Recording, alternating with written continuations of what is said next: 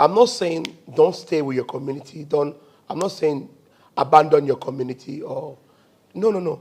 Always be there for the community. But you know already that with your community, the mindset is still the same because it's like a virus who is mutating. You know that when I'm with my Ghanaian community, some of them are very tight and stingy. They always think the same way I'm thinking. They always think, I need to save money, I don't want to enjoy. So you end up being like them. Because already we left Ghana or we left Cameroon.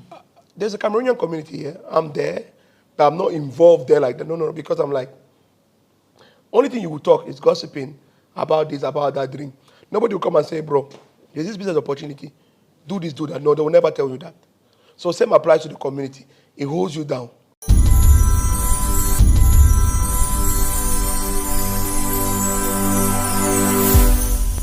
Welcome to Second Generation IT Group. Hello, my name is Ferdinand Asamoah, Director of Second Generation IT Group. We've been in business for the past 5 years, and we have a lot of clients who have come through the school and they're doing pretty well. We offer 18 weeks of cyber course, which runs for every Saturday from 10 a.m. to 2 p.m. And people ask, why Second Generation IT Group? Yeah, we offer different courses in cyber. Cyber is kind of big, so we offer risk management, we offer FISCOM, we offer cloud computing, we offer pen testing, and we also offer Splunk. Courses are offered virtually. It doesn't matter where you are in the world, you can just join the course without any. It's very convenient for everybody. You can reach us on our social media. You can reach us on Facebook, you can reach us on Instagram, and you can also reach us on our website, which is secondgenerationitgroup.llc.com, the company that provides beyond excellence. All right, guys, I welcome you live on SBTV Africa. I'm in UK, Dublin. Yes, Birmingham. Birmingham, Dublin. I have a brother with me here. Let's get to know him and all that. I mean, you know, when I meet my African brothers, the vibe is different. So let's get to know him. UK live from Africa, which part of Africa is Fisi from and all that. So this program is called Daily Hustle in UK. Hustling live in the UK. My brother, I welcome you live on my show. How are Thank you. Etise. Yeah. Hey, you understand? Yeah. How do you say Etise in your language? I have my dialect and we have the foreign language that they gave us, which is French and English. Okay, French and English. And in my dialect, we say Inkela. Inkela. That means how are you? And I will respond Inkelonge. Inkelonge. Yes. Wow, nice one. Anyway, what's your name? Let's get to know you today. Okay, my name, I go by the name Delon Jean-Marc Singer. So commonly known as Mark. Or Insurance Guru. Insurance Guru. Yes. Oh, okay. Yes. If you say Mark or Insurance Guru, everybody knows me. Wow. Yes. Wow. I'm from Cameroon, as you can see. Oh. Repping the country. Oh, I see. I'm a proud one. Proud African and proud West African. Wow. I'm proud Bantu. Wow. Yes. Wow. And from Douala precisely. Wow. And I live in the UK. I live in the West Midland in Dudley. I've been in this country since I was 16. Oh, so I went to school in this town. I went to college in this town. I went to university. And yes. Wow. So I'm like the local man now. Wow. Yes. We'll come back to, UK. Let's start from Cameroon. Let's get to know you, your family, and all that. You left Cameroon, we said 16. You were not too young. You were young. I was average. I was in the middle. I was in a good age. Tell us more. Where are you from? Which part of Cameroon are you from? I'm from Douala. It's the economical capital of Cameroon. Okay. Which is the most populated city in Cameroon at the moment. We are the coastal people. We like fish, a lot of fish. Water people. Yes, and my upbringing was quite easy, normal family. But I spent most of my life in the boarding school. Oh, okay. Why? So after primary school, my mom taught. Big shout out to my mom first. Thank you for everything. Thank you for my dad for your DNA. Look at what I've become today. And thanks to my mom for the upbringing and my late grandparents as well. So my mom sent me to a boarding school. Okay. So I spent most of my life in a boarding school. Okay. So boarding school in Africa is discipline, respect. So that's it really. And then it helped me develop who I am today. Okay. So without the boarding school experience, I want to have this mindset and this ambition and this enthusiasm in life and to never give up, to keep going. I've never had that. Wow, wow. Okay, let's talk about your siblings. I mean, how many are you and all that? On my mother's womb were 2. Oh, 2. I don't know how many my father has. I know he's a local village champion. Yes, we're 2. I have a baby brother who is also like my mentee. I'm his mentor. So he looks up to me a lot. So I'm also proud of him because he has followed my footstep in terms of having the same mindset, the same drive, the same ambition. Wow. You know, we are one of the people that will never give up. Wow. We never complain. Wow. We just keep going. Wow. But how come they brought you to UK at the age 16? My mom was ready here. Oh, your My mom was ready there, here, so we okay. came to join her after. Oh, okay. But my little brother was quite young when he came. My little brother was 4 years old. Oh, okay. So it's as if he was born here. Oh, okay. So I'm still the one that still holds on to my culture, to my tradition, to my roots. Talking about holding your culture, tradition, your roots. I mean, your food and life then in Cameroon. It's still the same, something. nothing missing. I still eat the same way that I used to eat in Cameroon. The only difference is the weather. I eat only African food. I don't eat processed food. Everything is fresh. From my household to the restaurant. Anyway, my family and I, we own an African restaurant in Dudley where we are presently. So we serve African food. Oh, okay, I see. From grilled fish, which is our best seller, from egusi soup to okra to banku, like you name it. Charlie, then you need to let me try this. I'm here and I'm not Definitely, eating definitely, some. you have I'm to sure try. after this interview, Yeah, I need you to eat must. your food. You must try now. At least, come on now. You must try, and it's also a nightclub on the weekend. Oh, you have nightclubs, okay. Yeah, but our biggest audience is mainly white people. Why? You don't have Africans here? They're Africans, but you know the white people, they like the vibe, so we have to cater for them. Oh, okay. And as in business, you always have to do your market research and who is your target audience. So if you have a larger audience that meets your needs and demands, you then cater What for about them. the restaurants? Restaurant is strict Africans. Okay. A lot of Africans. That one, the whites don't come. Nah, Charlie, they won't like that one.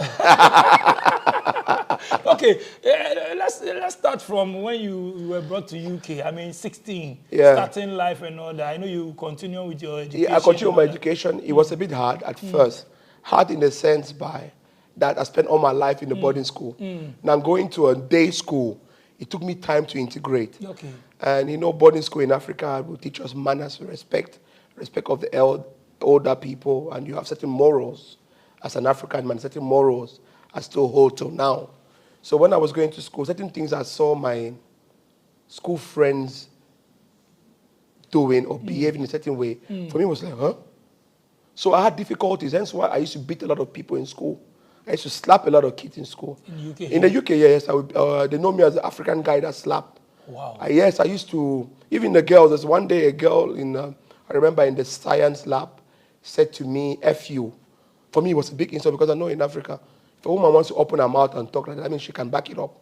I just went there and I said, what did you say? She said the same thing. I gave her one good slap. Yes. So it was difficult to integrate. And also, I spoke already English, but now their accent, you know, and I think the school system here made us a bit lazy because in Africa, dictation, you have to write everything that the teacher say. Here you go with no books. Everything is given to you. So it made me a little bit lazy at first. But because of my background, I was quickly able to adjust. Wow. Yes, and then in this town that I'm in today, back then, we had a little bit of racism as well because there was not a lot of Africans here at the time. There was only a handful. You could count how many Africans were there. And then we had our Caribbean brothers from the Jamaica and whatnot that were here before us. So they didn't like us as well. So we were a little bit oppressed. So they used to tell the white people in school to call us monkeys, that they are superior than us. You know, but time went on. My friends formed a little gang to defend themselves. I just said to them, you know, we are better placed to educate them because they don't know better. So time went on, Afrobeat came, you know. Now it's through Afrobeat now they started realizing, say, oh, actually, this is my brother.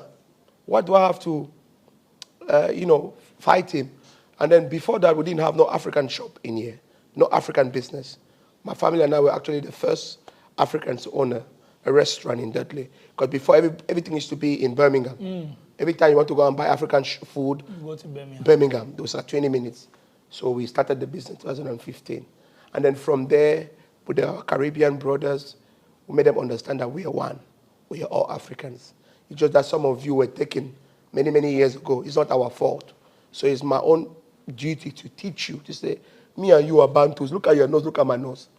Oyibo man gave you his ancestor's name and make you believe you're superior than me. If I take you to an African party, people will say, this one is African now. So I always say this. I say that so far as you are black, you are from Africa. You are from Africa. There's no way.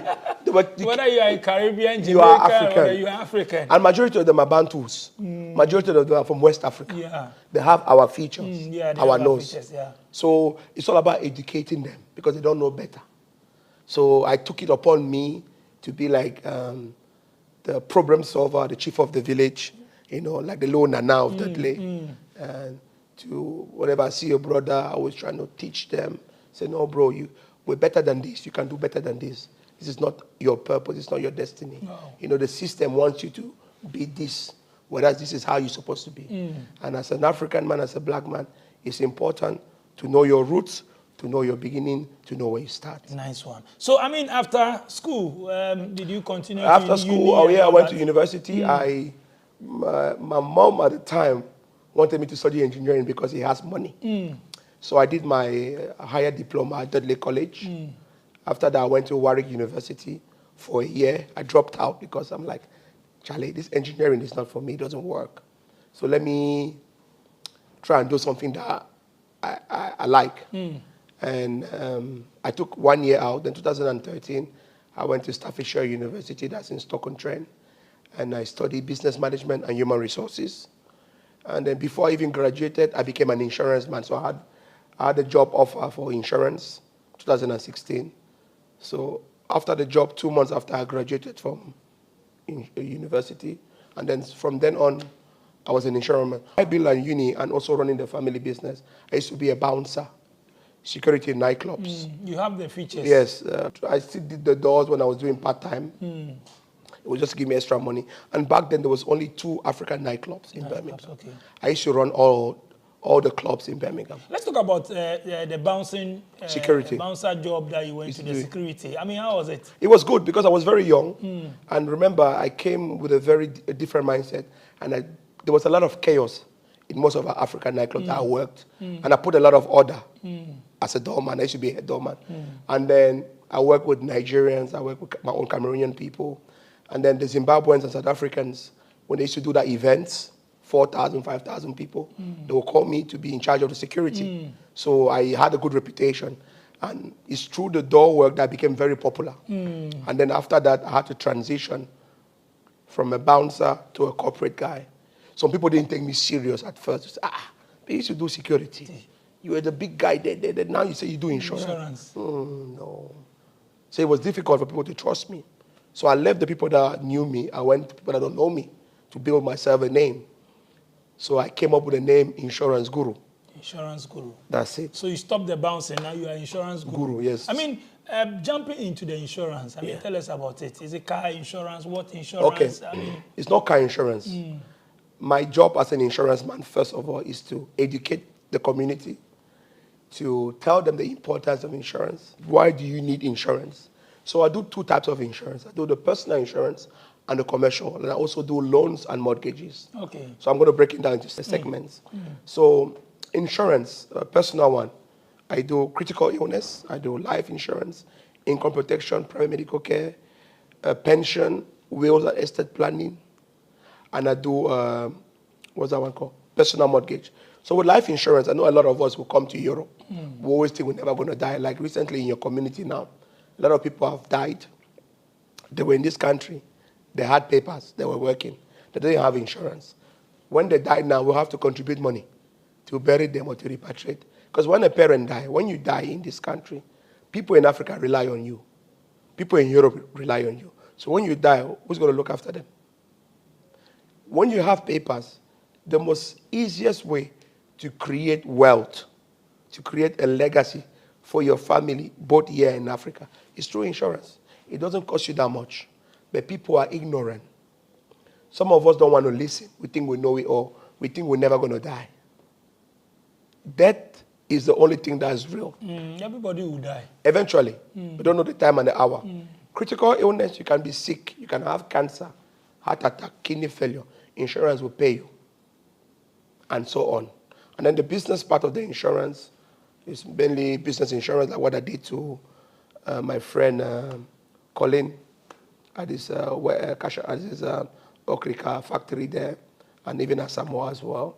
So I did that. I did that business insurance. They are my clients, and I want to use this opportunity to say thank you, Colin, for bringing me STV TV. Thank you, Samoa as well, Mono, for trusting me and giving me Omono one. Now Omono one. So yeah, that's it. And it's important for the community to understand that insurance is for our own good. Where we find ourselves, they build a system that we know that money will kill poverty in our family. £30, £40 a month, you at least guarantee 100, 200,000. I always ask people, do you have 200,000 pounds in your bank account? No. It's not fraudulent. As far as you're in good health, you have no medical condition, I'll give you a policy. And even if you have a medical condition, we have insurance company that can cover you, but at an extra fee you will pay. But our community was so behind. And my job, I took it upon me in 2016 to say, my battle is to educate my community. Not where I'm from, the whole of Africa. But also, funny enough, I have a lot of Pakistanis who are my clients. I have a lot of Kurdish people who are my clients.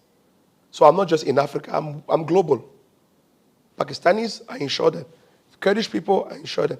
Turkish, I insure them. Yemeni, I insure them. White, I insure.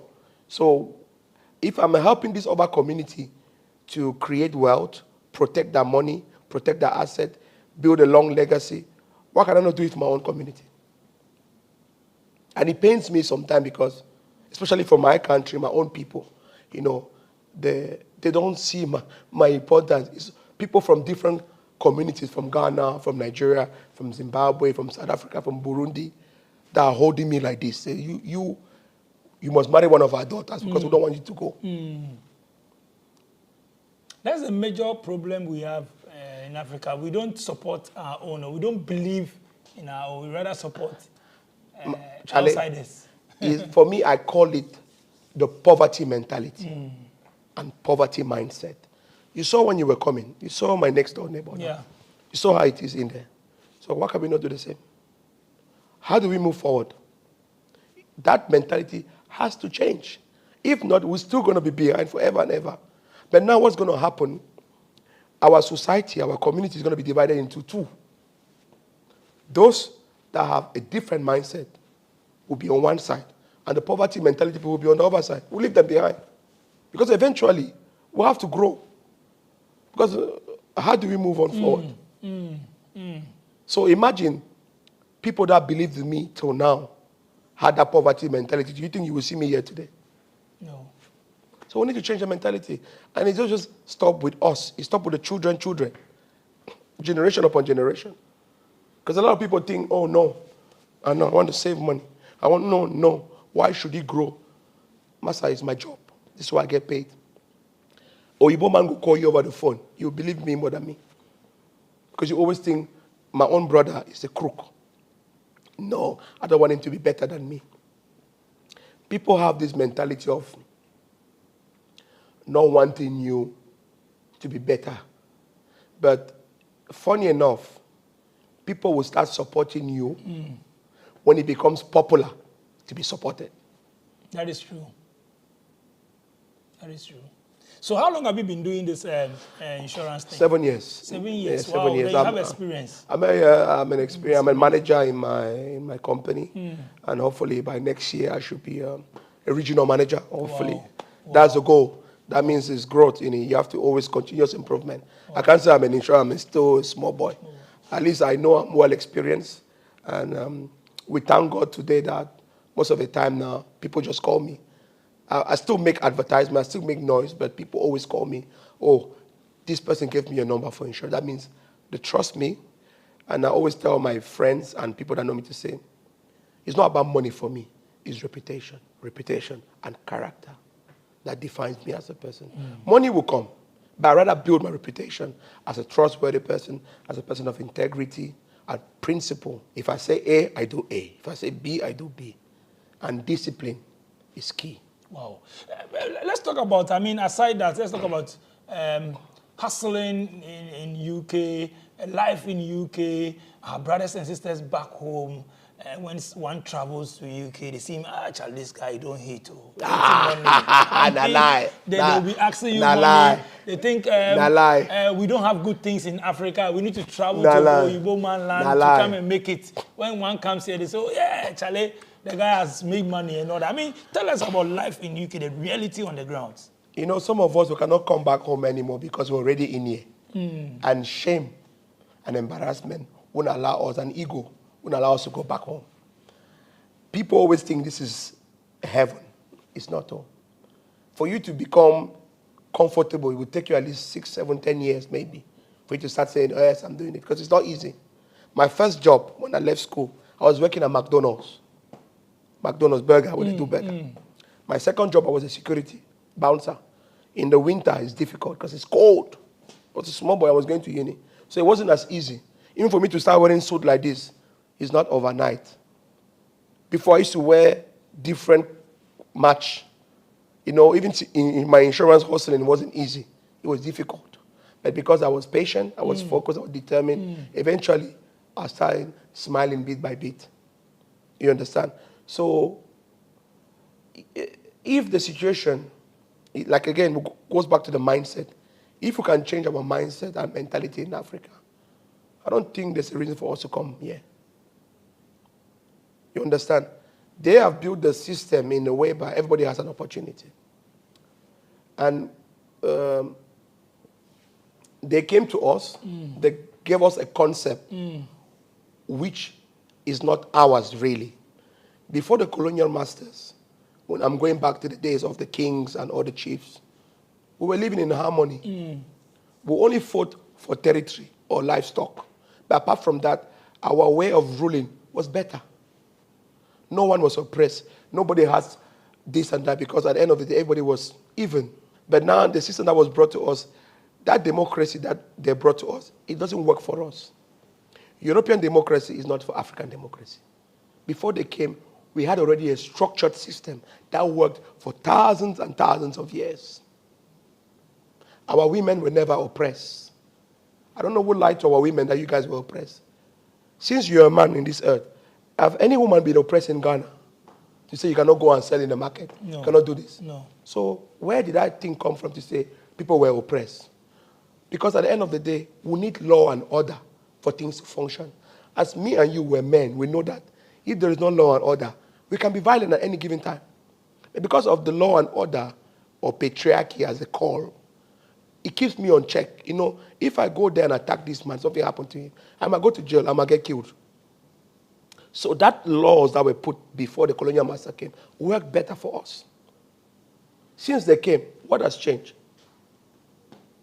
More problem, more poverty. People are struggling, but our soil is rich. So it comes back again to what?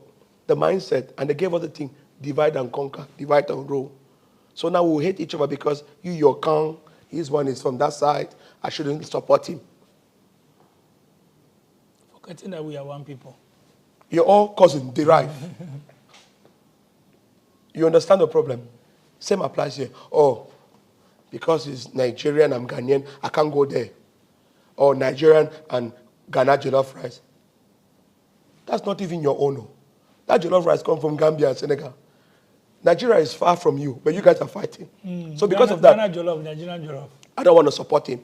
Oh, because he's Cameroonian. My brother there is Nigerian. Let me go to my brother instead. Tribalism. But if you look at our history, we're one. You know the Bantus. Bantus are the biggest clan in Africa. 400 million. So whatever a Bantu is, if I see you as, we know you're a Bantu now. You're not a Mandingo, you're a Bantu. Same feature. And we have similarities in our dialect. There are some words you will say in your dialect that I say in my dialect means the same. You see what I'm trying to say? But that poverty mentality, that division that they brought us is killing us. It's killing us. So until when? We'll keep preaching. Until We can't stop talking. The problem now is, big bro, is when you speak the truth, they don't want to listen.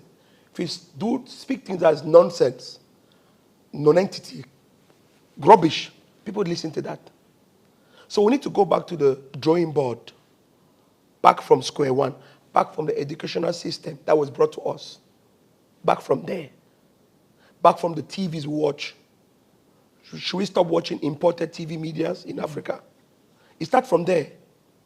And then from the home, because the first government is the home, the father and mother, where that child comes from. That's the first government. That's the first authority. Minister of Defense, Minister of Education, Minister of Health is from the home. So if in that home, they don't have that mindset, what happens when the kid go out of the house?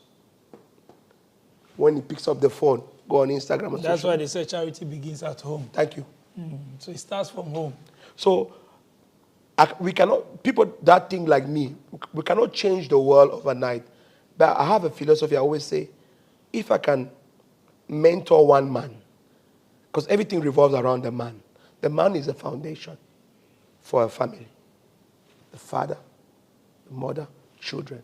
God, father, mother, children. You answer to God. A woman answer to you. Children answer to the mother. So if I can help one brother and make him find his purpose, I've helped 4 generations. Because if I can help you, I know you're going to help the next person, and you're also help your lineage. So I can only do my own part on earth. I'm not the savior. But the little one that I know, I help. And then that's it. Have you been going back? Have you been going to? Yeah, I go. I mean, when you go, what's up? I go. I bless 16. And I don't because the good thing with me, I have a photographic memory. So you'll be surprised. I still speak my dialect. Okay. I still know everything about my culture. If I even knew, I would have worn my traditional attire, my traditional gear to show my strength as an African man. When you visit, I mean. When everything is beautiful. So you have some friends yeah, there? I mean, yeah, they're always surprised. What did they say and all that? Last time when I went to see them, they were like, you haven't changed. I thought because I know some of our friends are abroad like you, when they come, they're trying to act as if they were never from this area. I say, Master, if I change, that means Europe surprised me. When I was in Africa, I went to a private school, boarding school. It's not cheap. Even my high school, it was private. I had a chauffeur, I had a maid. The little thing that my family had, I had a maid, I had a chauffeur. So this high-end life did not surprise me. Okay. And I'm a kind of person that I don't value material a lot. I value people and memories. Because when I was going to see my friend, I would wear shorts and slippers. What sold me out when my skin complexion, they said, your skin is too clean, you're not from here. But I visited everybody that I could think of. I went to see people that didn't think I would want to visit them. I still speak my dialect. I said, no, when I was in Africa, I don't want to eat in 5-star restaurant. I said, no. I have that in Europe. I can't be coming from Europe where there's 5-star restaurant. To go again in Africa, I want to impress people. I want to eat in the local there. Enjoy with them. Because it's nostalgical, 1. 2, it gives you a sense of your privilege for certain things that they don't have. And it gives me that sense of going back and hustle more and fend more for myself to say, you know what? I went there, I saw these people. They gave me another boost of inspiration. And I appreciate where I'm coming from. That's why I never complain. Me, you will never see me complain. Even if a home here, I always say, as far as I'm in good health, nothing beats me. Nothing. There is no problem that will make me shake. Even if my mama is sick today, I'll not be doctor now. I only pray to God, speedy recovery. But if the big man up there says it's our time, what can I do?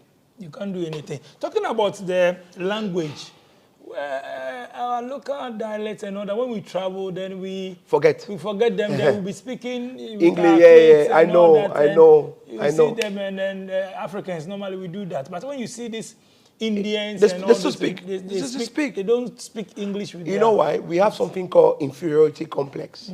So some of us have children here.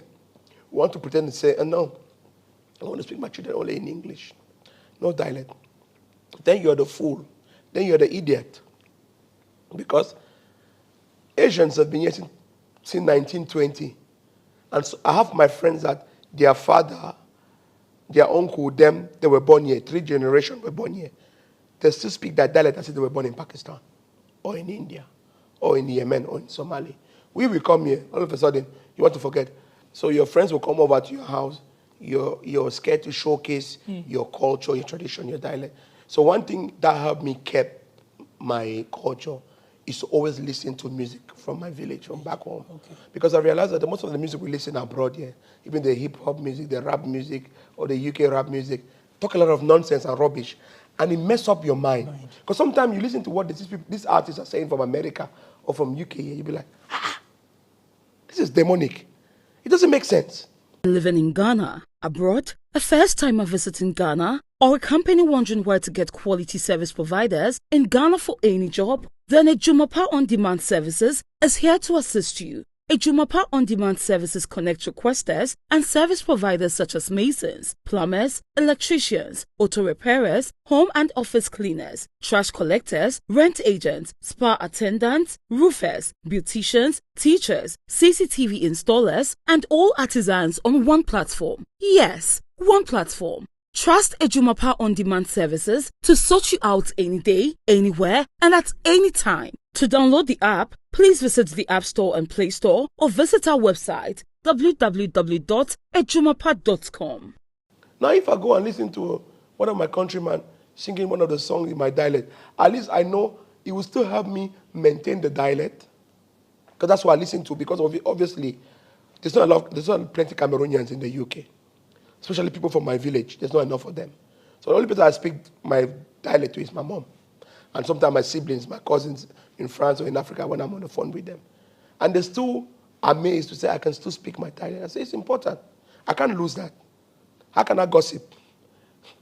What am I going to pass on to my children? I'll tell my children English. I'll tell my children French. It's not my language. Yes, we use that because we're here. That's why it's important to most of my brothers who are here, those of us that were born here, who doesn't know. There's now YouTube, there's internet. You can learn the courses online. You can watch programs in your dialect and they have English subtitles. That's how you maintain your culture, because a man who hasn't got a root or a beginning will never know where he's going. And he will never be able to navigate in this world when trouble hits. Because I know for sure when trouble hits, I can go back to my roots now. I can go back to the village. But you have your lost everything. What do you go back to? To pills, antidepressant, alcohol, drugs? That's a problem. You have been in UK for all these years. I mean, tell us some of the opportunities you have seen. I mean, you know, our brothers are coming, sisters are coming. There is. And then most of us are doing this, we do, care, cleaning and all that. It's good for a start. You also work at McDonald's and all that beginning. But there are so many opportunities we can grab. Is it like we are not seeing it? There's a lot of opportunity, but the problem is we lack a lot of comfort. We have the mindset of workers, not leaders, workers. So when you come in this country, for instance, if you do supported or care, you think, oh, I like this job because it's easy. I just sit there with the patient the whole day and I get paid. That's nice. But it's a very dangerous thing, because your prime years, where you're supposed to go there and thrive, you're giving it away. Because that job that you're talking is not bad for a start, but it's so comfortable that you forget yourself. There's a lot of opportunities, but at the same time, we all can be leaders. We all can be president, prime minister, kings. So we need workers.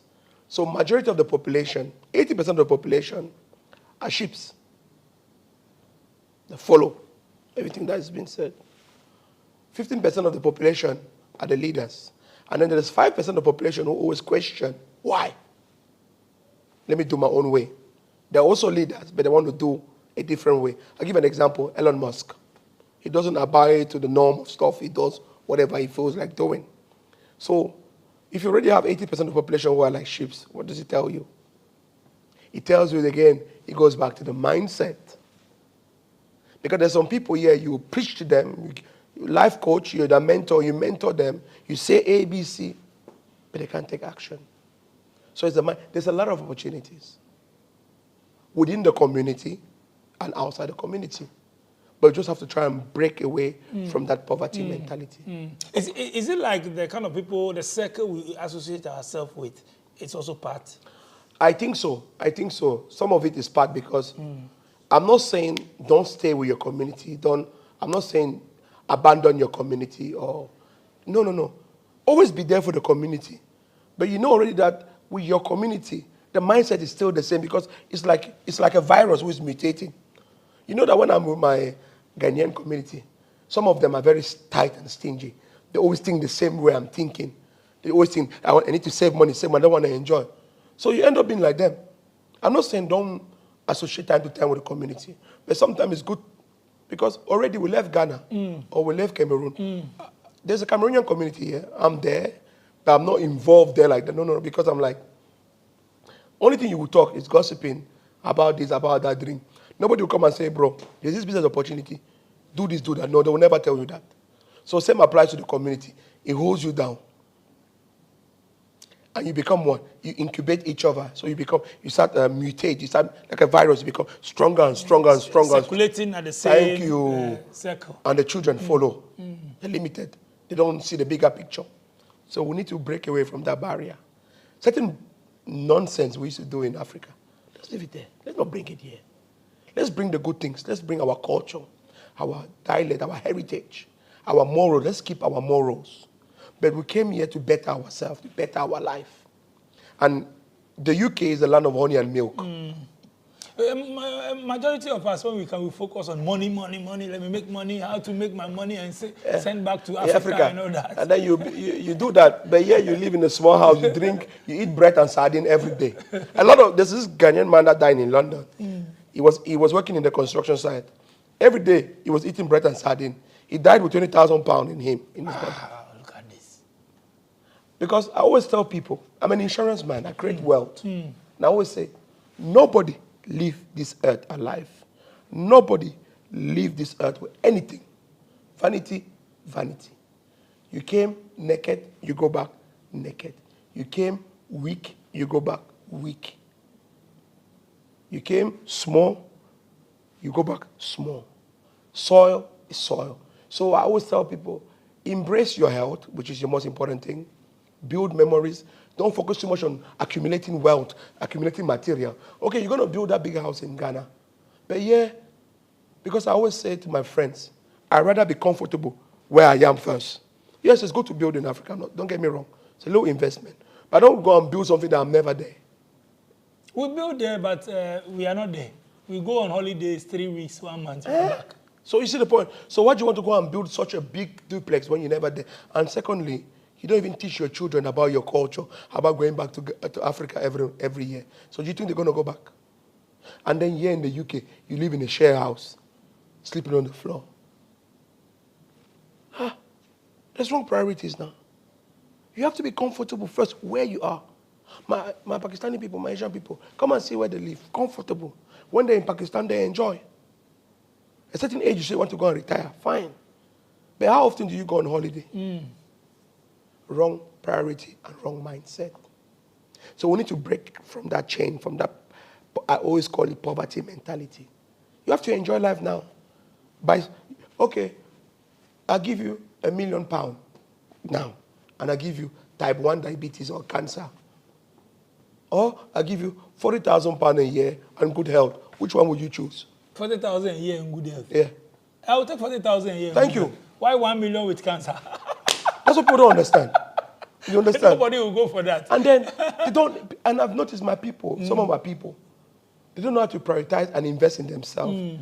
This body is the only thing you will go with. So enjoy it. Feed it with good food. Don't be starving your body. Sleep in a good mattress. Because half of your life you spend in bed. So have a good mattress at least. Take good care of your home where you stay because that's your comfort zone. And when you're in Africa as well, make the most of it. Because yes, it's good to accumulate stuff, but to when? Because of greed, I want. It's me, I want. You see, not we. Not we, us, not us. No, it's not me. I want to be the biggest boy in town. Me. It's like a competition. But your people are suffering. I cannot say I'm the richest man when I haven't helped people. You know, my biggest wealth is I know every time I call somebody or people call me for my services and I'm able to provide to them, I'm happy. Because I know in that house, in that woman's house, or that man's house, if something ever happened to them, there's 200,000 pounds that will be paid in that family. And I have a peace of mind. I know in my community here, nobody would die, they'll beg for money to bury them in honor. If something happened to me today, there is money aside to pay 100 flight tickets for people to go and bury me in Cameroon. Enough money. Why can we not do the same? We come here, let's pick up on the good things that the white man has created. Education, science, finances. Let's see how they do theirs and copy the good things. But we come here, bring the bad things from Africa, we mix it with the bad things from here, we're still behind. The Asians are doing it. They pick up on the education, pick up on the financial system. They understood how the European or the British system works, the local government, the local authority council. They added to that portfolio, and they kept their culture and their identity. Nothing has changed. Wow. Charlie, so, I mean, it's good to visit you today. I mean, tell us about the restaurant too and the nightclub and the family business. Yeah, family business. I mean, how is it going? It's going well. The restaurant and all that. We thank God. We started cooking from home back in 2014, 15. My mom started cooking from home. Then we had a little restaurant. We see in the same area. 2015, we had a little place up there. At the time, my little brother was still 13 or 14 years old. So most of the load was on me as a firstborn. So I was going to uni, trying to finish my uni degree, doing insurance at the side, and trying to help the business to promote it. The place was small. It was only 12 chairs. Small, like this. 12 chairs, one small toilet, one small kitchen, one small bar. We managed to make a lot of noise promotion because people knew me. I made a lot of noise. I would call, sacrifice. Then 2017, we moved from that small place to this place where we are today. But the shop was here to that side. It was half a shop. We stayed there from 2017, 18, 19, 20, 21. Then 2022, we got the shop next door. Then we opened to make it this big. Wow. So it wasn't an easy journey, but it was persistence. It was patience because people would say, don't worry, if you open, I will support you. I will come. After 6 months, they never came. So it was tough. It wasn't easy. But we give glory to God. We all put our hands in. We work hard. We are today. We're still managing. Wow. And it's one of the best clubs to come in the West Midland in Dudley. And we sell the best grilled fish in England, I can say, openly. The best grilled fish you ever eat when you come to England or Birmingham is here. What's the name of the restaurant and the club? The restaurant is called the Coast Restaurant and Bar. The Coast. Yeah, we are in Dudley, which is DY2 8NY, 32 King Street.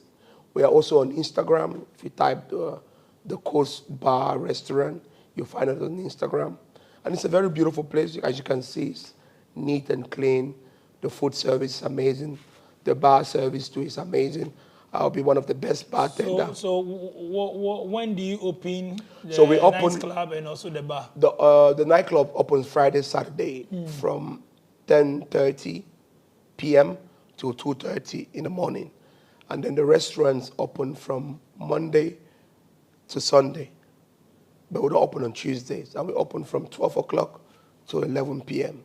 So as we are talking now, the restaurant is open. Wow. Then I'm ready to eat Cameroonian food. Food, yes. Yes, I don't. Yes. So I mean, Guy, thank you so much for coming on my show.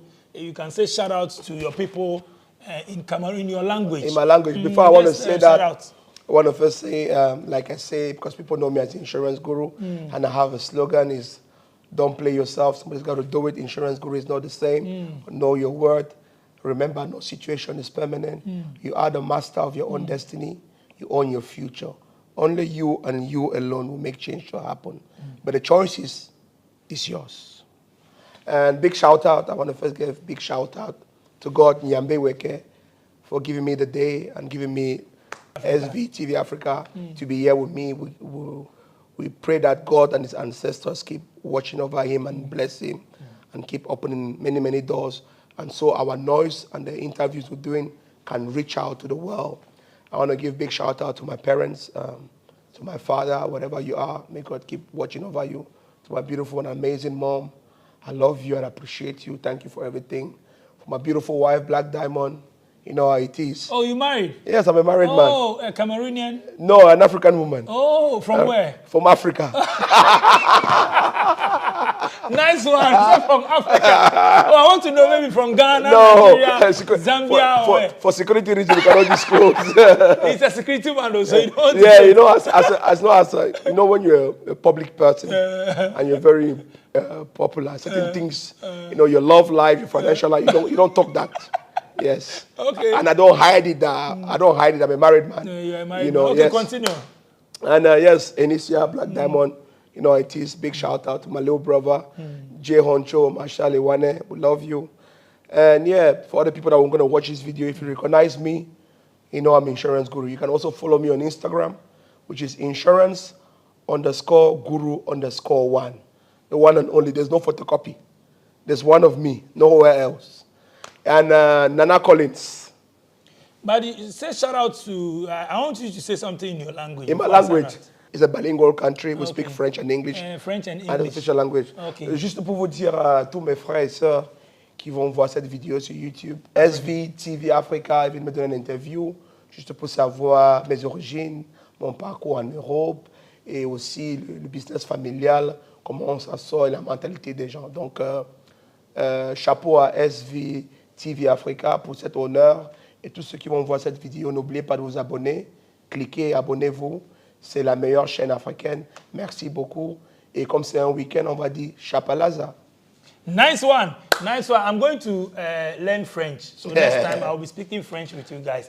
Thank you so much for watching SBTV Africa. My name is DJ Nyam. If you want to come on my show, I do Daily Hustle Worldwide. I do it on phone. So that one, just pick my number on the screens. WhatsApp me, send me a voice or wherever you are. We can just have a vibe, you know, on phone. No problem. Video call. So link up. Daily Hustle UK. I'm in UK, so Daily Hustle UK, and I have the worldwide one. Thank you so much, guys. Tour. Peace out. At Venice View Beach Resort, we welcome you to a star-rating vacation with access to a private beach, individual chalets staffed with California king bed, Turkish furniture sets, and ceramic decor pieces. You are assured of an R&R stay with us. Our architecturally designed Black Star Square pool, bordered by the ocean, provides a more breezy swim and relief of stress. Come enjoy a full-service holiday lodging facility at affordable rates.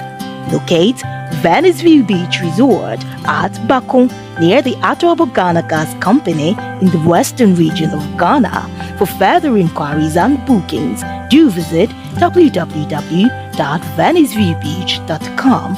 Venice View Beach Resort, redefining luxury.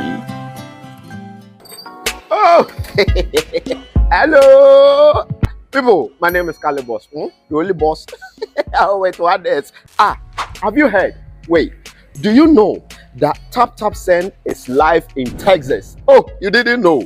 We went to New York. Now we are live in Texas. So people in Texas and around, all you have to do is to download Tap Tap Send. Yes, Tap Tap Send has become the most unique, secure, and fast way of sending money across the world to your loved ones anywhere. Okay, so download Tap Tap Send on Google Play Store or App Store, and when you're in Texas or around, you just have to put in the code TXGH. What did I say?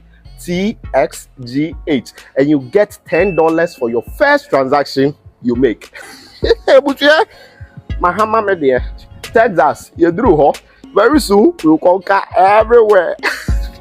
Download Tap Tap Send now on Google Play and App Store. Tap Tap Send, it's secure, convenient, easy, and fast.